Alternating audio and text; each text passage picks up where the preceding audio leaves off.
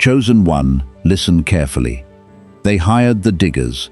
They picked the spot. They paid good money to make sure your ending was already written before you even knew there was a story being told about you.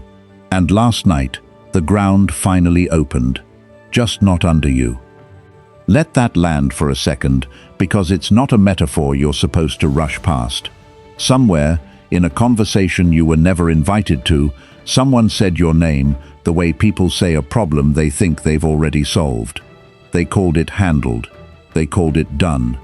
They picked people to do the digging so their own hands would stay clean. So if anyone ever asked, they could say, "I didn't touch them, I just knew people who did." That's how cowards operate. They don't swing the shovel themselves. They hire it out. They fund it. They stand at a distance and watch. And they sleep fine because their fingerprints aren't on the handle. But here's what they forgot. And it's the same thing people like this always forget. Ground remembers who it belongs to. You can dig a hole in the wrong place 100 times, and the earth will still find a way to give it back to you. They picked their spot without asking whether the land wanted to cooperate. They assumed the dirt was just dirt, that a hole is a hole, that gravity only works one direction. It doesn't. Not for people like you. Not when the whole plan was built on the idea that you'd stay still long enough to be buried. You didn't stay still. You didn't even have to move. That's the part that's going to eat at them for a long time. You didn't fight the diggers. You didn't chase them off the property. You just kept being exactly who you were, and being exactly who you were turned out to be the one thing their plan never accounted for. So the hole they dug for you sat there, waiting, patient, hungry for a name that was never going to fill it. And the men who dug it, the ones who took the job, the ones who smiled while they did it, they didn't notice how close they were standing to the edge. Before we go further, chosen one, do what you always do when the truth shows up wearing work boots. Hit like, hit subscribe, and let this message travel to somebody else standing at the edge of their own grave, wondering if the digging will ever stop. That's not a favor to me. That's you paying it forward to the next person who needs to hear that the shovel doesn't always end up in the hands that started swinging it. Now stay with me, because we're not done setting the scene. There's more dirt to move before we get to the part where they fall in. You felt this before you had proof of it. The sudden quiet in a room, the way certain people stopped meeting your eyes, the way plans got made around you instead of with you, like you were furniture being measured for removal. You told yourself you were imagining it. You weren't. Somewhere, a shovel was already being sharpened. Somewhere, a price was already being discussed. And the whole time, you kept showing up, kept working, kept being decent to people who were quietly deciding how deep to dig. That's the cruelty of it. They didn't hate you loud. They hated you administratively. They handled it like paperwork, like logistics, like something to be scheduled and executed without ever having to look you in the eye and explain why. And that kind of hatred, the quiet, organized kind, always thinks it's smarter than it is. It always assumes nobody's watching the paperwork. It always forgets that some things can't be filed away and buried on schedule. And there's a specific kind of exhaustion that comes with living inside a plan you don't know exists. You felt tired in ways you couldn't explain. You felt watched in rooms where nobody was technically looking at you. You second-guessed conversations that felt slightly off, then talked yourself out of the feeling because there was no proof, nothing concrete to point to, just instinct whispering that something in the air had changed. That instinct wasn't wrong. It rarely is. Your body was picking up on a shift your mind hadn't been given the evidence for yet, and that gap between knowing and proving is exactly where people like this prefer to operate. They count on you doubting your own instincts long enough for the hole to get deep enough that doubting it stops mattering. Chosen one, if you're feeling that pull in your chest right now, that recognition that this is your story even though I've never met you, then you already know what's coming. Drop a 77 in the comments right now. Not for luck. As a marker. A signal that says you're not walking away from this before it's finished, because what happens next is the part they never saw coming, and if you're really who I think you are, you're going to want to watch every second of it. Now let's go step by step through exactly how the grave they dug for you became the one they're standing in. Number 1. The order that was placed on your name. Somebody sat down and made a decision about you. Calm, deliberate, like they were ordering furniture instead of ordering your downfall. That's the part people underestimate about betrayal at this level. It's not always rage. Sometimes it's a meeting. Sometimes it's 2 or 3 people at a table, coffee going cold, talking about you the way you'd talk about a problem tenant or a bad investment. Something to be removed, something to be handled quietly so it doesn't make a mess. They picked their gravediggers carefully.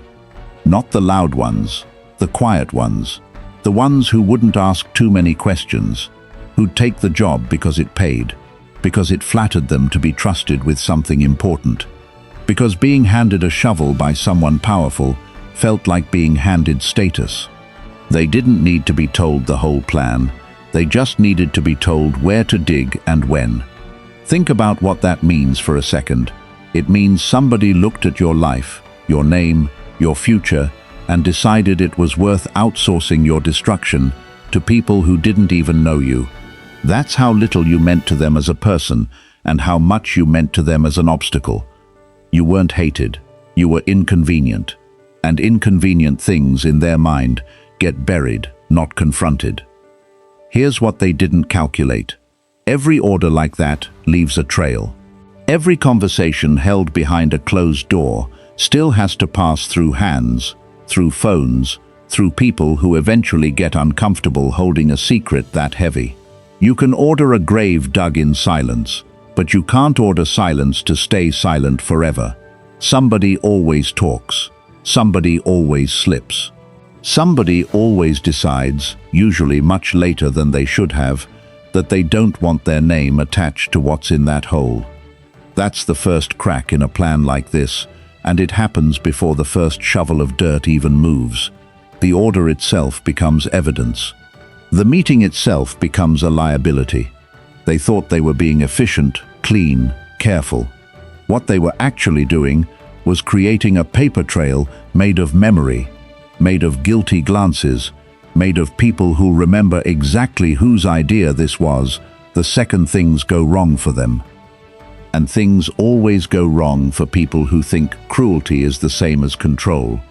You can order a grave dug for someone who's done nothing but exist inconveniently in your path, and you can convince yourself it's strategy, business, self-preservation. But somewhere underneath all of that language you built to make it feel clean, it's still just a group of people deciding that another human being's life is worth less than their comfort. That kind of decision doesn't stay buried, it ferments, it waits, and when it finally surfaces, it doesn't come back quiet. You didn't know about the order when it was placed. You went on living, working, being decent, being you, while somewhere a plan with your name on it moved from a conversation into an assignment. And chosen one, that's exactly why what's coming hits as hard as it does. You weren't defending yourself against a plan you never knew existed. You were just being yourself. And being yourself was enough to survive something you didn't even know you needed to survive. That's the first thing they'll never admit. They ordered a grave for someone who wasn't even fighting back, because the truth is, you didn't have to. Number 2, the diggers who never asked why. There's a specific kind of person who takes a job like this without asking a single question.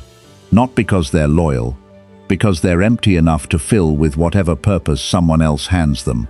Give a person like that a shovel and a direction, and they'll dig for hours without once wondering if the hole they're making is even the right shape for what they've been told to bury. These are the ones who did the actual work. The ones who spread the rumors, who leaked the half-truths, who smiled in your face while quietly participating in something designed to end you socially, professionally, emotionally. And the wildest part, most of them will tell you, if you ever ask, that they didn't really think about it that hard. It was just a job. It was just following along. It was just easier to dig than to ask who gave the order and why. That's what makes people like this dangerous and pathetic at the same time. They don't need to hate you personally. They just need someone above them to make it feel important enough to matter, and they'll do the digging without ever checking whether the reasons hold up. Imagine hiring your entire identity out to somebody else's grudge. Imagine spending your energy, your time, your reputation, helping bury a person you barely know, just because someone convincing told you it needed to be done. They thought they were being useful. They thought proximity to power made them powerful too. What they didn't realize is that gravediggers are the first ones blamed when the hole turns out to be in the wrong place. The people who ordered it will vanish into plausible deniability the second things go wrong. I never told them to do that. I didn't know it would go that far. That wasn't my idea. And the diggers, the ones who did the actual dirty work with their own hands, they're left standing there, holding the shovel, holding the guilt, holding the consequences nobody warned them about. You watch some of these people operate. You probably know exactly who they are right now, reading this, nodding, feeling that specific kind of clarity that comes from finally naming something you'd been quietly observing for a long time. The ones who repeated things they never verified. The ones who laughed a little too easily at jokes made at your expense. The ones who suddenly went distant right when you needed people the most, because staying close to you had started to feel like a liability to whoever they were trying to impress. There's a reason people like this rarely last long once the story turns. They were never operating on principle, so once principle stops being the thing rewarded, they have nothing left to stand on. Watch what happens to them now that the wind has changed direction. The same conviction they used to spread rumors about you gets redirected, almost instantly, into spreading a new story. One where they were reluctant, where they questioned it privately, where they only went along because they didn't feel like they had a choice. None of that was true while it was happening. It only becomes true retroactively the moment loyalty to the plan stops paying off. Here's the part that should settle something in you. You never had to dig back. You never had to hire your own crew, spread your own version, fight fire with fire.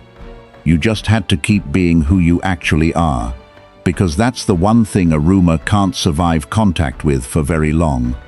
A lie needs distance to grow. It needs you to stay far away, unseen, unheard, so it can fill the silence with whatever story serves the people telling it. The moment you're visible, present, consistent, unbothered, that story starts collapsing on its own weight. And that's exactly what's about to happen to the people who dug this hole with their own two hands. Number 3, why the shovel kept hitting stone. Every plan like this assumes the ground will cooperate. It assumes the person being buried will stay quiet, stay small, stay exactly where they're supposed to be, while the hole gets deeper around them. That's the miscalculation that breaks every plot like this eventually. They assumed you were soft ground. You weren't. Think about what it actually takes to keep digging when the shovel keeps hitting resistance. At some point, most people would stop and ask themselves if they picked the wrong spot. But desperation doesn't ask good questions. Desperation just digs harder, convinced that if they push a little more, work a little longer, recruit a few more hands, the ground will eventually give. It didn't. Every time they thought they'd found soft dirt, something in you, your character, your consistency, your refusal to become the villain in their version of the story, turned out to be bedrock. That resistance frustrated them more than anything else could have. They wanted you to crack, to lash out, to give them a reason, a headline, a moment they could point to and say, "See, we were right about them all along." You never gave it to them. Every time they expected an explosion, they got calm instead. Every time they expected desperation, they got patience. And patience, chosen one, is the one material their shovels were never designed to cut through. Here's what nobody tells you about digging into stone. It doesn't just slow you down, it dulls your tools. Every strike that doesn't land the way you wanted chips away at the shovel, not just the ground. Every failed attempt to break you cost them something too, even if they never admitted it out loud. Their confidence dulled, their certainty cracked a little more each time. The story they were building started needing more effort to maintain, more people to keep quiet, more excuses to explain why the plan that was supposed to be simple kept taking so much longer than expected. You may have wondered during all of this why it felt like the attacks never quite landed the way they were clearly meant to. Why the damage never matched the effort. Why people who seemed so determined to bury you kept coming up short. It's because bedrock doesn't announce itself. It doesn't fight back loudly. It just sits there, unmoved, absorbing every strike without giving an inch. And eventually, the person swinging the shovel realizes they're the one running out of strength. That's the quiet humiliation nobody talks about in stories like this. They expected an easy job. They got a war of attrition against someone who never even knew they were being tested. And every strike that hits stone instead of soil is a strike they'll never get back the energy for. That's not luck. That's not fate showing off. That's just what happens when you build a person out of something that doesn't move for anyone. Think about the arithmetic of a war like that. They needed 100 small victories to break you down. You only needed to survive each one without flinching. The math was never in their favor, even though it looked, from the outside, like they had every advantage. Numbers, position, momentum, people willing to help. But advantage only matters if the thing you're trying to move is willing to move. You weren't. And an immovable object doesn't need allies of its own, doesn't need a counterattack, doesn't need to convince anyone of anything. It just needs to stay exactly where it is, while the people trying to shift it slowly wear themselves down against something they never correctly measured. Number 4. The night the ground remembered whose side it was on. There's always a moment, somewhere in the middle of a plan like this, where the balance quietly shifts, and nobody involved even notices it happening. It doesn't arrive with thunder. It doesn't arrive with a scene. It just arrives the way weather changes, slow enough that you only recognize it once you're standing in it. For them, that shift probably felt like nothing at first. A conversation that didn't go the way they expected. A person who used to nod along, suddenly asking a question they didn't want to answer. A rumor that, instead of spreading clean, started coming back around with holes in it, inconsistencies, cracks that made people pause before repeating it again. None of that felt like danger to them in the moment. It felt like static, noise, something to brush past on the way to finishing the job. But that's exactly how ground starts to give, not all at once. Gradually, quietly, from underneath, in places nobody's watching closely enough to notice, until the whole structure they built starts sinking. The people who once repeated their story without question started hesitating. The ones who laughed along started remembering how it actually felt to watch you get hurt for no real reason, and that memory started sitting uncomfortably in their chest. Guilt is slow, chosen one, but it is relentless once it starts moving, and it moves through people the same way water moves through soil, invisible until suddenly the whole foundation is soft. You didn't do anything dramatic that night. You probably don't even know which specific night it was, because it wasn't one single night. It was a slow accumulation of small refusals to become what they needed you to become. Every day you kept your composure was another grain of sand shifting underneath their plan. Every time you chose grace instead of retaliation, you were quietly rearranging the ground they were standing on without either of you realizing it in real time. And here's the part that should sit with you the longest. The ground didn't switch sides because it suddenly loved you. It switched sides because it always belonged to the truth in the first place, and the truth was never on their side to begin with. They just hadn't run out of borrowed time yet. That night, whichever night it actually was simply the moment the borrowed time ran out, and the ground remembered who it was always going to hold up in the end. Number 5. The confession that fell into the hole with them. Every plan like this has a moment where somebody says too much, usually to the wrong person, usually at the wrong time, usually because keeping a secret that heavy for that long eventually becomes harder than just letting it slip.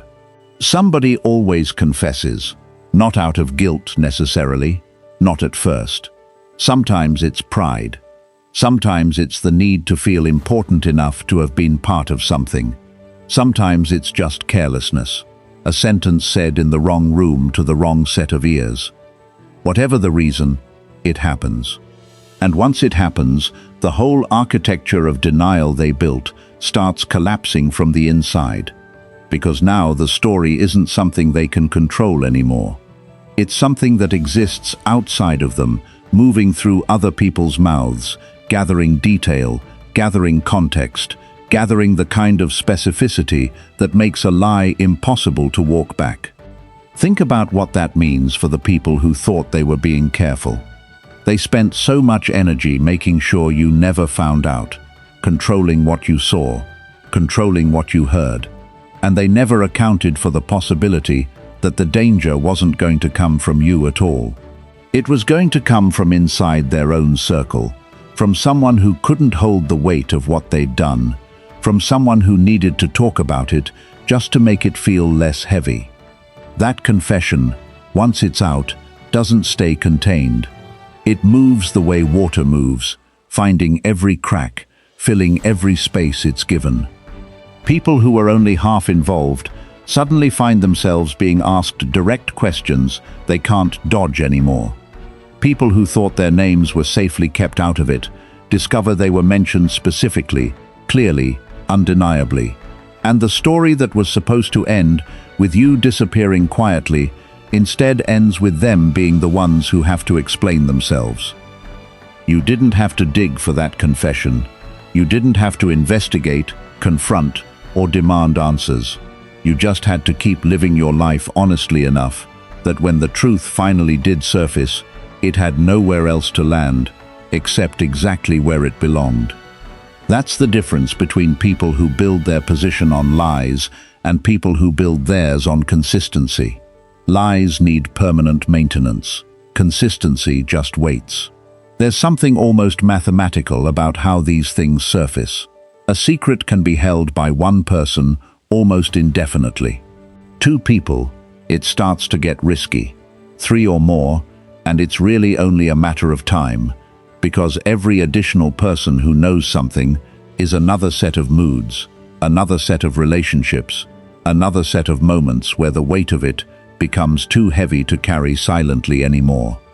Plans like this always require more than one person to execute, which means they always contain the seeds of their own exposure from the very beginning. They just don't realize it until the exposure actually happens. And now that confession sits in the same hole they dug for you, except it's not your name attached to it anymore. It's theirs. Every detail they thought was buried alongside your reputation is now the exact thing burying their credibility instead. They handed the shovel to someone who eventually couldn't carry the weight of the secret, and that person set it down right at the edge of the grave they made together, right where everyone could finally see it. Number 6. The ones who watched and said nothing. There's a specific kind of betrayal that doesn't come from the people actively digging. It comes from the ones standing at a safe distance, watching the whole thing happen, staying quiet, because speaking up might have cost them something. They weren't swinging the shovel. They were just standing there, hands in their pockets, telling themselves that silence wasn't the same as participation. It was. Silence, in a moment like that, isn't neutral. It's a choice, dressed up to look like caution. Every person who saw what was happening to you and said nothing was making a calculation. weighing their comfort against your reputation and deciding your reputation mattered less. They told themselves they were staying out of the drama. What they were actually doing was giving the diggers room to work without interference, without witnesses willing to speak up, without anyone in the room brave enough to say, "This has gone far enough." You probably remember exactly who those people were. Not the loud ones, the quiet ones. The ones who used to be warm toward you and suddenly weren't. The ones who avoided your calls right when you needed someone to simply believe you. The ones who later, once the story started flipping, suddenly remembered how much they always liked you, how they never really believed the rumors, how they were secretly on your side the whole time. Convenient memory, selective loyalty, the kind that only shows up once it's safe. Here's what they don't understand about the position they put themselves in. Their silence was never actually neutral, and now that the ground has shifted, that silence is exactly what people are going to remember them for. Not what they said, what they didn't say when it mattered most. And in a story like this, the ones who watched and said nothing usually end up more exposed than the ones who dug, because at least the diggers had an excuse. They were told to. The bystanders had no excuse at all. They just had comfort, and they chose it over you. There's a particular kind of person who specializes in this exact posture. They'll tell you, if you ever ask them directly, that they were never really part of it, that they just didn't want to get involved, that taking sides felt unfair to everyone. Listen closely to language like that, because it's designed to sound reasonable while doing nothing except protecting the person saying it. Fairness isn't staying quiet while someone gets buried in front of you. Fairness would have looked like a single sentence spoken at the right moment, one small act of honesty that could have slowed the whole thing down. They had that sentence available to them the entire time. They chose not to say it, and that choice is exactly what's being remembered now. That's the quiet reckoning happening right now, chosen one, whether they know it yet or not. The people who thought staying silent meant staying safe are discovering that silence has a cost too, and the bill is coming due at the exact same time as everyone else's. Number 7. The moment the shovel became a mirror. There's a specific kind of horror that hits a person when they finally see themselves clearly, usually far too late to undo what they've already done. For the people who dug this grave, that moment is coming, if it hasn't already arrived. It's the moment they stop looking at you as the problem and start looking at their own reflection in whatever they used to bury you with. It happens quietly at first, a stray comment from someone outside their circle who doesn't know the full story yet, but says something that lands harder than expected. Wasn't that a little much? Did they really deserve all that? Small questions, asked casually, that start chipping away at the story they told themselves to justify what they did. And once that chipping starts, it doesn't stop, because the human mind isn't built to hold two versions of itself forever. Eventually, the version that dug the grave has to face the version that has to live with having dug it. That's the mirror moment. It's not dramatic. There's no scene, no confrontation, no dramatic collapse in front of witnesses. It's just a quiet, private realization that lands somewhere in the middle of an ordinary day, when the shovel they used, the rumors they spread, the silence they kept, suddenly stops looking like strategy and starts looking exactly like what it always was. Cruelty. Plain, unremarkable cruelty, dressed up as necessity because admitting it was just cruelty would have been too uncomfortable to sit with. You didn't have to hold that mirror up for them. You never confronted them, never demanded they see themselves clearly, never wasted your energy trying to force a moment of accountability out of people who weren't ready for it. You just kept being who you are, and being who you are was reflective enough on its own. Cruelty always looks worse standing next to someone who never stooped to match it. And here's the part that should sit with you the longest. That mirror doesn't go away once it appears. it stays. It shows up in quiet moments, in sleepless nights, in the specific discomfort of running into you unexpectedly and not knowing what to say. They built a weapon meant to bury you, and it ended up becoming the exact thing that shows them who they really are every single time they look at it. That's not a curse you placed on them. That's just what happens when people build something out of dishonesty. Eventually, it reflects. Before we go further, Chosen One, I need you locked in for what's coming, because this next stretch is where the hole finally closes over their heads completely.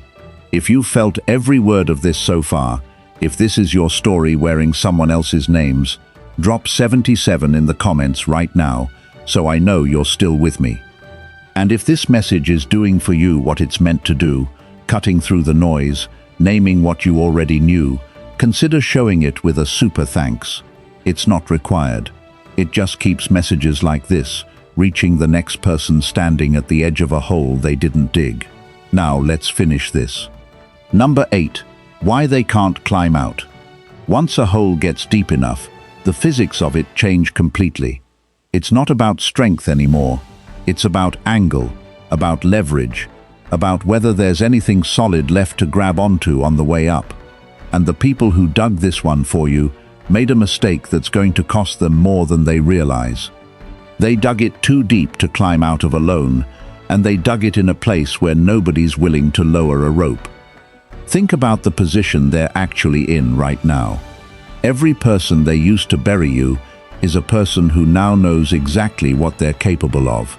Every ally they recruited into the plan is someone who can turn into a witness the moment it benefits them more to talk than to stay loyal.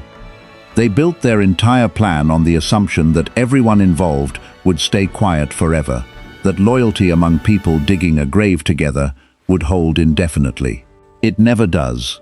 Loyalty built on shared guilt is the weakest kind there is, because the second the guilt becomes a liability, everyone starts looking for the fastest way out, and the fastest way out is usually pointing at whoever's standing closest. That's what's happening now. The people who once stood shoulder to shoulder digging are starting to eye each other differently. Who's going to talk first? Who's going to protect themselves at the expense of the others? Who's already quietly distancing themselves from the plan, pretending they were never really involved, hoping their name gets left out of whatever comes next? Nobody trusts anybody in a hole like that. And the moment trust disappears, so does any hope of climbing out together. You, meanwhile, never had to fight to stay out of that hole in the first place, because you were never standing in it. You watched from solid ground while they dug themselves deeper trying to reach you, never realizing that every foot they dug down was a foot further from ever climbing back to where they started. That's the part poetic justice always gets right eventually. It doesn't need you to push anyone in. It just needs you to keep standing where you already are, and gravity handles the rest. Compare that to where you're standing. You never needed anyone to lower a rope for you, because you were never in the hole to begin with. That's the quiet advantage of refusing to participate in someone else's plan against you. They needed accomplices, needed silence bought and maintained, needed a whole structure of cooperation to keep the story upright. You needed none of that. You just needed to keep being yourself, and being yourself required no maintenance, no coordination, no group of people all hoping the others stay quiet forever. Simplicity is its own kind of protection, and it's one they never accounted for because cruelty like theirs always assumes complexity is strength. It isn't. It's just more rope for more people to eventually trip over. There's something almost unbearable for people like this about realizing there's no clean way out. They can't apologize without admitting what they did. They can't stay quiet without the guilt eating at them slowly.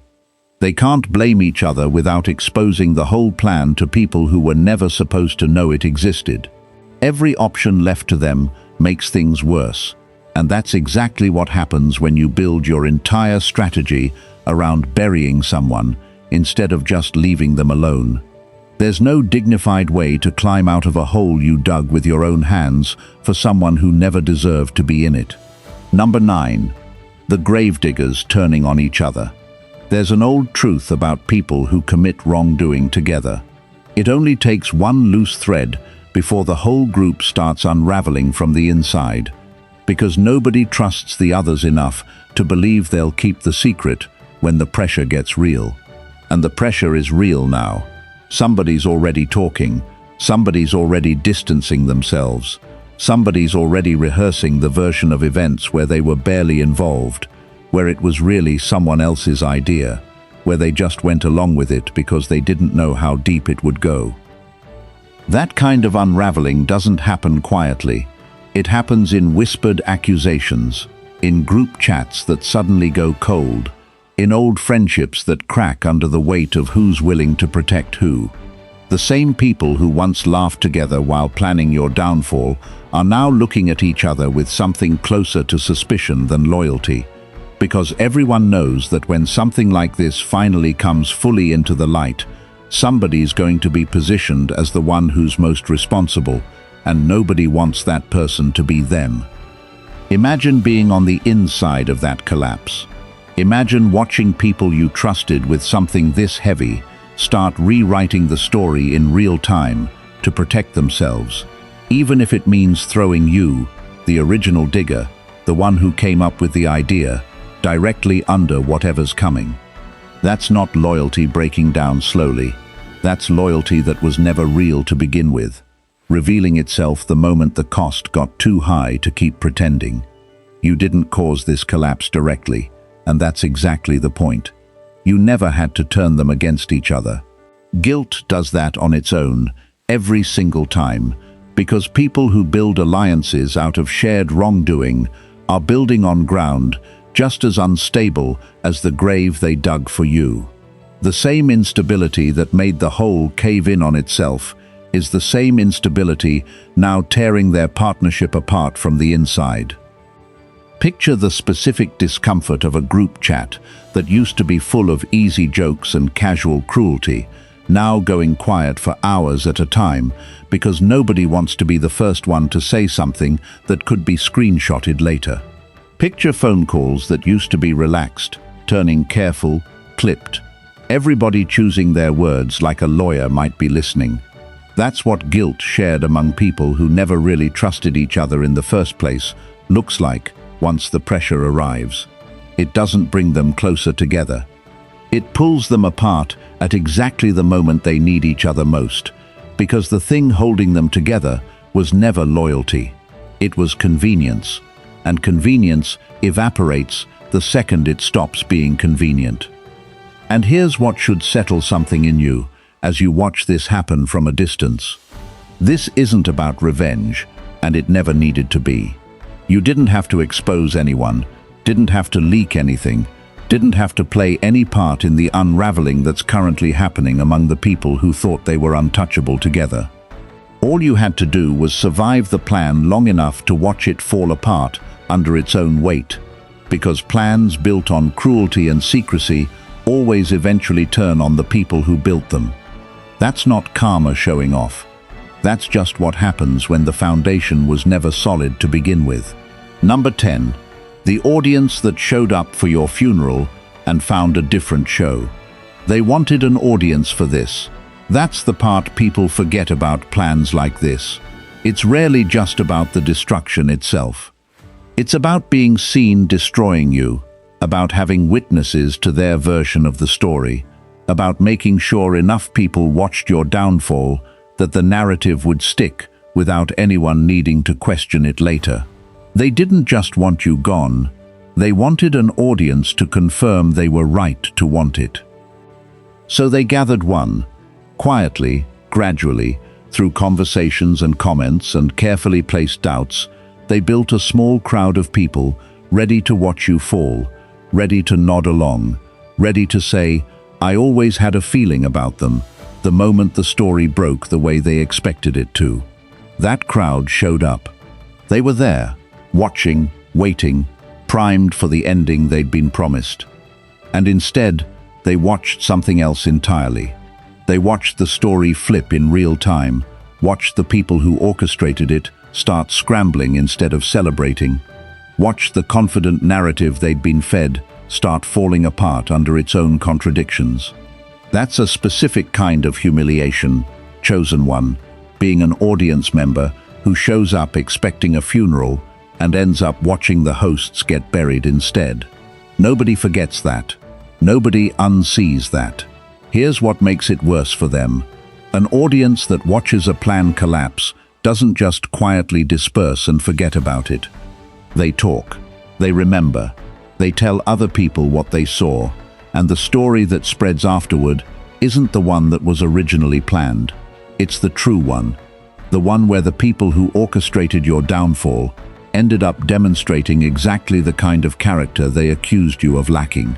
That's not a story you had to write. That's a story that wrote itself the moment they insisted on having witnesses. You never asked for an audience. You never needed one. The people who did this needed validation from a crowd, because deep down, some part of them knew the plan wouldn't hold up to scrutiny on its own. And now that same crowd, the one they gathered to confirm their story, is the exact group of people who watched it fall apart with their own eyes. There's no controlling that afterward. There's no narrative correction powerful enough to undo what an audience witnesses firsthand. Consider what it means to lose control of your own audience mid-performance. There's no worse position for someone who built their entire plan around being watched approvingly. Every attempt afterward to reframe what happened, to spin it, to explain it away, runs directly into people who were physically present, who heard the original story with their own ears, and then watched reality contradict it in real time. You can't gaslight an entire room that watched the same thing happen simultaneously. Somebody in that crowd is always going to remember it accurately, and it only takes one accurate memory to keep an entire false narrative from ever fully taking hold again. Number 11. What was actually buried? Every plan like this operates on the assumption that something needs to disappear for the people behind it to feel safe again. They thought it was you, your reputation, your relationships, your place in whatever room they wanted you excluded from. But that's never actually what gets buried in a situation like this, and it's taken them this long to realize it. What actually ends up buried is their credibility. Every person who eventually learns the full story stops trusting their version of events, not just about you, but about everything. If they lied this thoroughly about one person, what else have they exaggerated, manipulated, or quietly rewritten to serve themselves? That question, once it's asked about someone, then doesn't stay contained to a single situation. It spreads backward through every story they've ever told, every version of events they've ever insisted was true. People start re-evaluating old conflicts, old accusations, old moments where this person's word was taken at face value, and suddenly nothing they've ever said feels reliable anymore. That's a much deeper grave than the one they dug for you. Reputational damage from a single incident fades. Reputational damage that reveals a consistent pattern of manipulation follows a person permanently, because trust, once it's identified as something someone is willing to fabricate, never fully returns. People don't forget who lied convincingly. They just quietly, permanently adjust how much weight they give that person's word from that point forward. You lost nothing that couldn't be recovered. A few uncomfortable months, a few relationships that needed clarity, a season of being talked about unfairly. All of that fades with time and truth. What they lost is far more permanent, because what they buried, without meaning to, was the one thing every plan like theirs actually depends on. People believing them the next time they need to be believed. And once that's gone, it doesn't come back with an apology. It doesn't come back with time. It just stays buried, exactly where they put it. Number 12. The headstone they wrote for you now reads their name. Somewhere in the planning of all this, somebody probably imagined how the story would end. A clean narrative.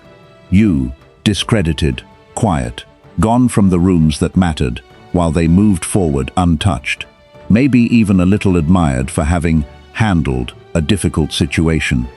They had a version of the ending already written before any of it happened. They just never expected to be the ones standing where the ending actually landed. That's the strange justice in stories like this. They spent so much energy crafting your downfall that they never stop to consider what happens to a narrative once the facts stop cooperating with it. A story built on a lie needs constant maintenance to survive contact with reality. And eventually, inevitably, something doesn't add up. Some detail contradicts another. Some person remembers the truth differently than the official version requires. And once that crack appears, the whole carefully constructed ending starts rewriting itself in real time, whether they want it to or not. So now, instead of your name being the one people whisper about with suspicion, it's theirs. Instead of your reputation carrying the weight of what happened, theirs does. The headstone they were so carefully carving, the one meant to mark the end of your credibility, ended up with different letters on it entirely. Letters that spell out exactly who orchestrated something this deliberate against someone who never gave them a real reason to. You didn't have to engrave a single word of that yourself. You didn't correct the record loudly, didn't campaign to clear your name, didn't spend your energy trying to control how the story would eventually be told. You just kept living honestly, and honesty, given enough time, always ends up being the only version of events that survives scrutiny. Every other version requires people to keep lying convincingly forever, and nobody manages that indefinitely. Eventually the truth outlasts the performance, every single time. There's something almost unbearable about watching your own name become attached to the exact outcome you tried to force onto somebody else. That's what's happening to them right now. The story is finishing itself, and it's finishing with their name carved into the ending they spent so much effort trying to write for you. Think about the specific irony buried in that outcome. They wanted your name whispered in certain rooms as a warning, as a cautionary tale, as proof of what happens to people who become inconvenient. Instead, their own names are becoming exactly that in rooms they'll never be invited into again, a quiet, cautionary tale passed between people who used to trust them, a warning about what happens when someone lets resentment convince them that burying another person is a reasonable way to handle discomfort. They wrote the ending they wanted for you, and it simply relocated itself, letter by letter, until it fit them instead. Number 13. The verdict. Every story like this eventually reaches a point where there's nothing left to argue, nothing left to spin, nothing left to explain away. This is that point. What happened here wasn't complicated, wasn't ambiguous, wasn't a matter of two equally valid perspectives that reasonable people could simply agree to disagree about. A decision was made to hurt you. People were recruited to carry it out. A story was constructed to justify it. And every part of that plan has now collapsed under the weight of its own dishonesty. That's the verdict, chosen one, plain and undeniable. You didn't do anything to deserve what was planned for you. You didn't provoke it, didn't earn it, didn't give anyone a legitimate reason to treat your name the way they treated it in rooms you were never allowed into. The only thing you actually did was continue existing, working, being decent, being consistent, while people who felt threatened by that consistency decided the easiest solution was to bury it instead of confronting whatever discomfort it created in them. And here's the part that matters most going forward. This isn't really about them anymore. It never should have been, and the moment you find yourself dwelling too long on their unraveling, their guilt, their consequences, it's worth remembering that their story was always the smaller one in this. Yours is the one that continues. Yours is the one that gets to keep growing past this chapter, unburdened by a lie that never had the strength to hold up in the first place. You weren't protected by some elaborate scheme working in the background. You weren't saved by a stroke of impossible luck. You survived this because you refused to become what they needed you to become to make their story true. That refusal, quiet, consistent, unglamorous, as it might have felt in the middle of it, was the entire reason the ground gave way under them instead of you. Not magic, not fate performing a favor, just the simple, unshakable fact that truth eventually holds weight, that lies can never carry for long. So let them keep standing in the hole they built. Let them figure out how to climb out of something they dug themselves, together, out of people who no longer trust each other, out of a story that no longer holds up under its own weight. That's not your work to do anymore. It never actually was. Your work was simply to keep being exactly who you were the whole time, and you already finished that part a long time ago. Number 14. What grows over a filled-in grave? There's something people forget about a hole once it's finally closed back up. It doesn't stay bare ground forever. Something always grows there eventually, and what grows tells you everything about what actually happened underneath. A hole dug in bad faith, filled back in by circumstances nobody could control, tends to grow something unstable. The ground never quite settles right. It shifts a little every season. A reminder, permanent and quiet, of what was buried there and why it never should have been. That's what's left behind for them now, not a clean resolution. Not a fresh start with the past neatly tucked away and forgotten. What they're left with is unstable ground, ground that shifts every time your name comes up unexpectedly in a conversation, every time someone new asks a question about what actually happened, every time an old ally who once helped them dig starts wondering out loud whether it was ever worth it. That instability doesn't go away with time the way they hoped it would. It just becomes something they have to manage forever, quietly, carefully, hoping nobody looks too closely at the ground beneath their feet. Meanwhile, look at what's actually grown on your side of this. Not instability. Not a shifting, unreliable foundation that needs constant management to keep from cracking open again. What grew where you stood is clarity. People who watched the whole thing unfold now understand exactly who you are and exactly who they are, without you ever needing to explain it to them directly. That kind of clarity doesn't fade. It doesn't need maintenance. It just sits there, solid, permanent, the exact opposite of the ground they're standing on. Think about the different kinds of harvest that come from what gets planted. Cruelty planted in secret, watered by silence and convenient lies, grows resentment, suspicion, isolation. The kind of harvest that eventually turns on the people who planted it, because nothing built on dishonesty produces anything sustainable. But consistency, patience, the simple discipline of refusing to become someone else's justification for cruelty, that plants something entirely different. It grows trust. It grows the kind of reputation that doesn't need defending because it was never actually vulnerable to begin with. You didn't plant anything intentionally in all of this. You weren't strategizing a comeback while they were digging. You were just living, honestly, consistently, the way you always have. But that honesty was still a seed, whether you meant it to be or not. And seeds like that always eventually outgrow whatever was buried, trying to suppress them. That's not poetic language for the sake of it. That's simply how this works, every time, for everyone who refuses to become the version of themselves their enemies need them to become. So while they're left managing unstable ground for a long time to come, quietly worried about what might shift and surface next, you get to walk away from all of it with something far more valuable than revenge. You get to walk away with proof, undeniable, permanent proof of exactly who you were the entire time everyone else was busy deciding who they wanted you to be. Here's where this closes. Chosen one, not loudly, not with a dramatic final confrontation, because stories like this never actually need one. They hired gravediggers. They picked a spot.